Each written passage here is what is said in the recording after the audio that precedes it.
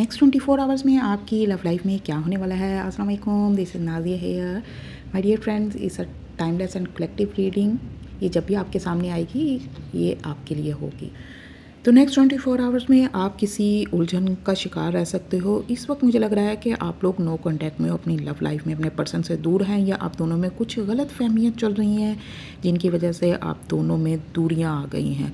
सो आपको अपने दिल से सच जानना होगा कि आपको क्या चाहिए। अगर आप अपने पार्टनर से प्यार करते हो, उसके साथ रहना चाहते हो, तो नफ़रत और ईगो को छोड़कर आगे बढ़ना होगा। अगर किसी ने आपका दिल दुखाया है तो भी उसे माफ़ कर दें। ना सिर्फ इससे आपके रिलेशनशिप में बेहतरी आएगी बल्कि आपके दिल को भी सुकून मिलेगा।